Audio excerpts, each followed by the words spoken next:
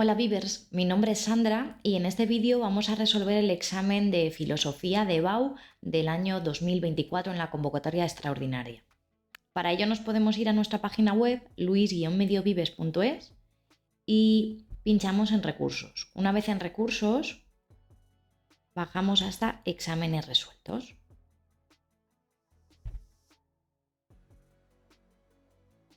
Nos iríamos a EBAU, julio de 2024, Historia de la Filosofía.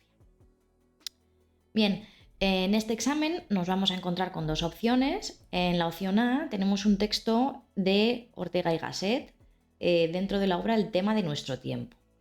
El texto, echáis un vistacito, leéis toda la resolución que hemos hecho, pero trata fundamentalmente del perspectivismo de Ortega, según el cual él lo que afirma es que existe una verdad, pero el hecho de que dos personas tengan una visión diferente de esa verdad no anula la existencia de la verdad, sino que cada perspectiva complementa a la anterior. Es decir, diferentes perspectivas no nos, por la regla de la no contradicción, no llegan a una falsedad de alguna de ellas, sino que lo que hacen es sumar. La verdad, por lo tanto, es la suma de las diferentes perspectivas, conllevando también incluso las perspectivas que lleva a la historia, que nos podemos encontrar a lo largo de la historia. Esa va a ser la idea fundamental del texto, ¿no? Que la verdad es algo vital y histórico. Nos vamos a las siguientes preguntas y en las otras tres preguntas nos vamos a encontrar los problemas, ¿no? En la 2 tendremos el problema del ser humano en la época antigua. Nosotros hemos elegido a Platón, entonces hemos ahondado en el dualismo antropológico platónico, donde él afirma pues, que el ser humano es alma y cuerpo, donde alma tiene una naturaleza diferente a la del cuerpo, donde esa unión es accidental y es antinatural, porque son dos elementos de naturaleza diferente. Nos lleva también a mencionar la alegoría de la caverna para hablar un poco de cómo el conocimiento del ser humano está también relacionado con su propia naturaleza. En fin, el ser humano en Platón, incluyendo esa dualidad que tiene en sí mismo y cómo es necesario que el ser humano se resista a las necesidades impuestas por el cuerpo, que es de naturaleza sensible, para poder purificar su alma y llegar a conocer las ideas y las verdades que conoció su alma cuando vivía en el mundo de las ideas, ¿no? Es decir, en ese proceso de conocimiento supone un proceso de purificación también. Nos iríamos al siguiente problema y es el de la realidad en la época moderna. Nosotros hemos hablado en realidad o conocimiento, hemos elegido a Hume, nos parece tanto Hume como Descartes iban a ser buenas opciones, o Kant. Hemos elegido a Hume, por lo tanto lo que hemos ahondado es en su empirismo, en cómo él afirma que el origen y el límite del conocimiento humano está en la experiencia sensible, en cómo los seres humanos el contenido que tenemos mental lo vamos a llamar percepciones y estas percepciones se van a dividir entre impresiones o ideas, donde las impresiones son más vívidas que las ideas, que son el recuerdo de esas impresiones, que es lo que hemos sentido directamente, ¿no? También la crítica a la causalidad, que viene de esa afirmación de que no podemos conocer con certeza nada que no venga por la experiencia sensible y por lo tanto todo lo que tenga que ver con el futuro pues no va a ser algo de lo que podamos tener un conocimiento científico. Y en definitiva, donde Hume se va a cuestionar si realmente podemos nosotros tener una base firme para el conocimiento, si el conocimiento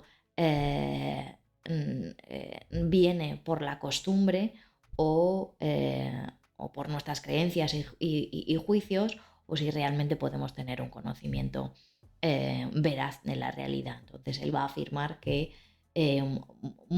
buena parte del conocimiento que hasta el momento creíamos que era un conocimiento riguroso, en realidad es un conocimiento que se ha basado en creencias, en la costumbre, como en el caso de la causalidad, ¿no?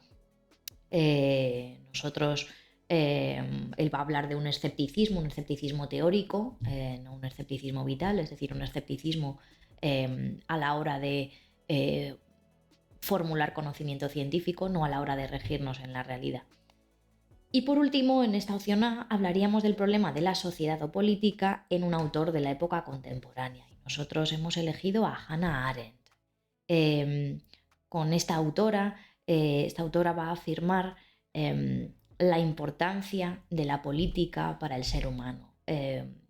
Vamos a enunciar cómo ella va a distinguir entre tres actividades humanas, las tres actividades humanas más importantes, que van a ser el trabajo, la labor y la acción, donde el trabajo va a ser todo lo que esté relacionado con las actividades para la supervivencia, la labor, todo lo que tenga que ver con la naturaleza, con la reproducción, con el cuidado, y entonces la acción es lo que va a ocurrir en el ámbito de lo público, donde el ser humano se va a interrelacionar entre sí y a actuar, y entonces lo más característico va a ser precisamente la política, que se da precisamente en un espacio público donde las personas se reúnen, interactúan.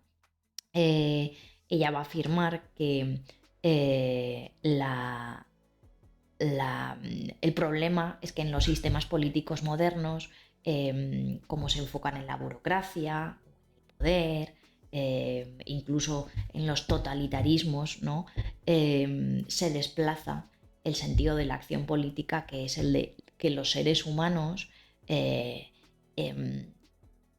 relacionándose entre sí, participando activamente y dialogando, lleguen a llevar a cabo acciones políticas, actuando conjuntamente mediante el diálogo y el consenso. Estas ideas hacen eco un poco de algunos conceptos que hemos podido llegar a ver en Habermas, ¿no? Pasamos a la siguiente opción, y en esta opción nos encontramos un extracto de Aristóteles en su Ética Nicómano. En este extracto de lo que va a hablar es de las acciones justas y moderadas y el comportamiento justo y moderado. Va a reflexionar, en definitiva, acerca de la virtud y la importancia que tiene la acción humana a la hora de desarrollar la virtud. En este sentido, él, sobre todo lo que va a reflexionar es qué es lo que hace a una persona justa y moderada.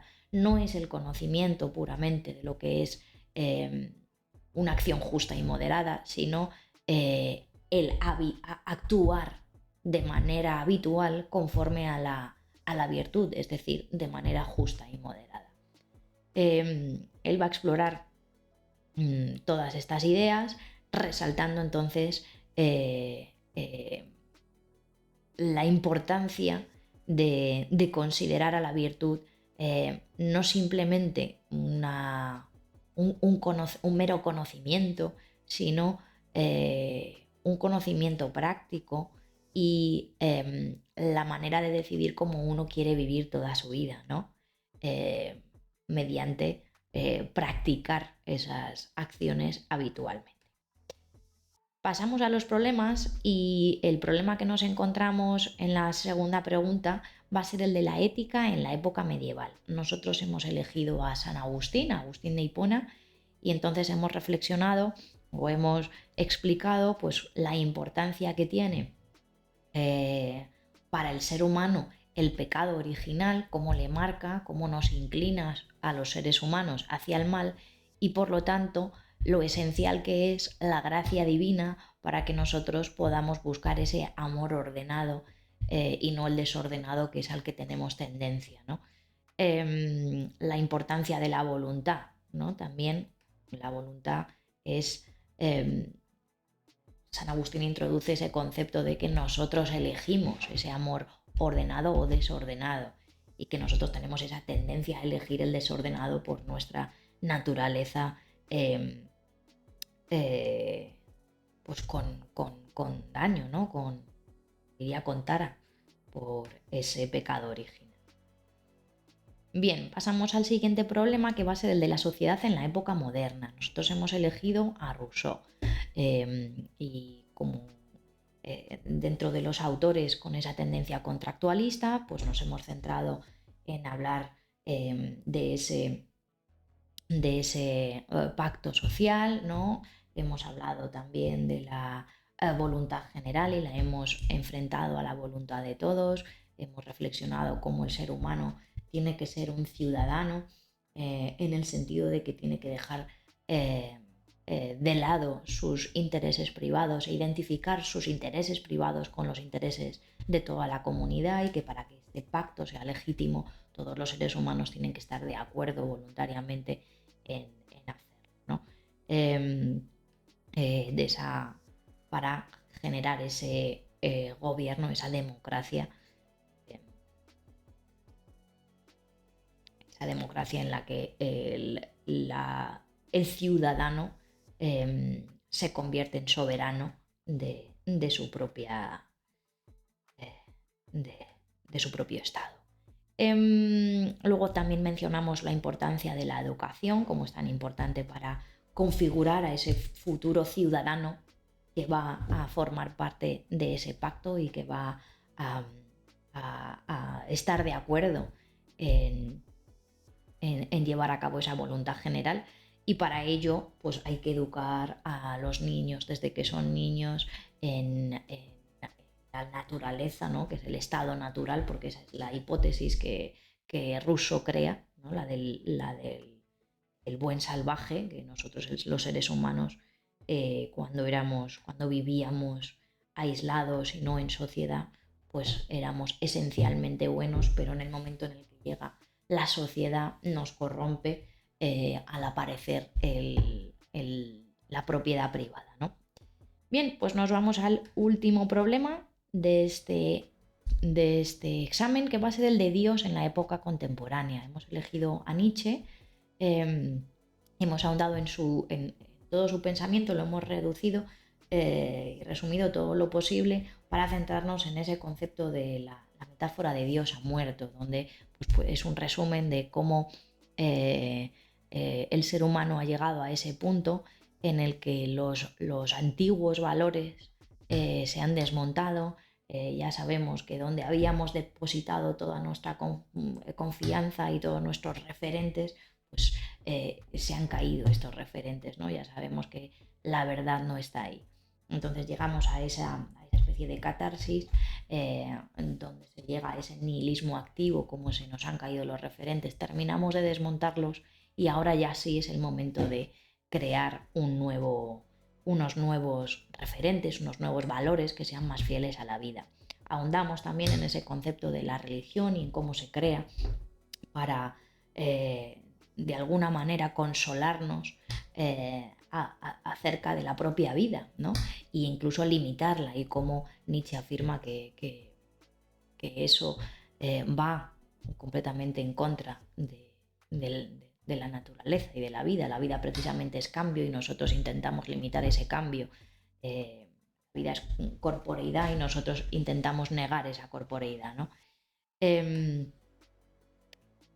Hasta aquí sería un poco el examen de EBAU de la convocatoria extraordinaria de 2024. Espero que os haya sido útil la explicación, leerlo en profundidad, y nos vemos en siguientes vídeos, Vivers. Un saludo.